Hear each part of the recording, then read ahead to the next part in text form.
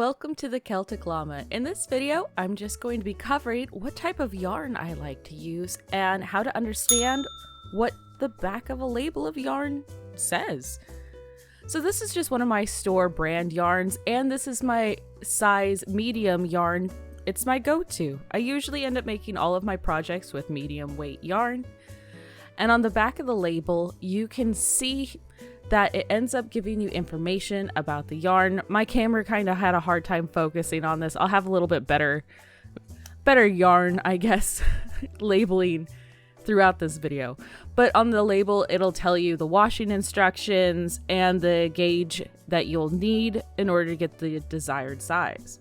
Now, these ones are called cakes. And I also need to state that it is covered in cat hair, and none of these yarn brands are sponsored, so no worries about that. But here on this size of a cake, it'll shows you that one cake will make one scarf. And in order to get that, you'll end up, I'm trying to adjust here so you can see the label just a little bit better. Maybe, that's a little bit better. So you'll see the size gram wise, and yard wise. So this is 590 yards.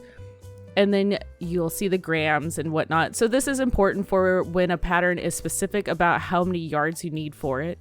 This is a size 3. So weight wise, it's a light.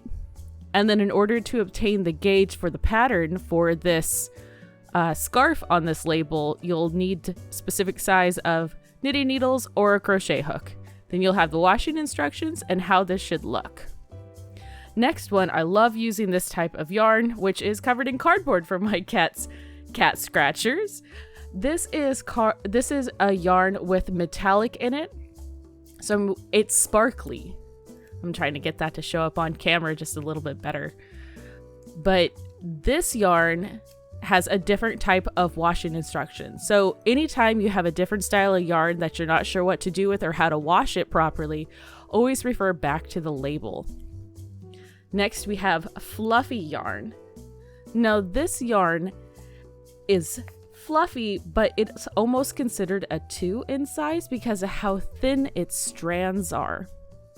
And again, you can turn and look at the label, see its washing instructions, its care for. Some yarns will state that you don't want to put it in the dryer. That's usually wool. You don't want to put wool in the dryer. And then you have this chunky yarn. Oh, I love chunky yarn. So this yarn actually does have wool in it along with acrylic. So when washing this, you got to be careful because the wool portions, if you put it in the dryer, will end up shrinking. Now, one thing that I learned later on in life of crocheting is you're looking at this label, you're like, okay, it's shade 90. What's the dye? So the dye lot is actually where it'll indicate to you what lot of dye it was dyed in.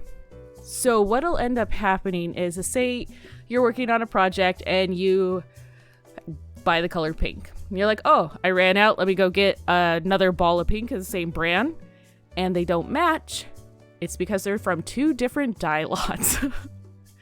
So normally they do really well on the dye lots all looking the same, but sometimes there will be a different shade in it. So just kind of keep that in mind when crocheting a big project or knitting a big project.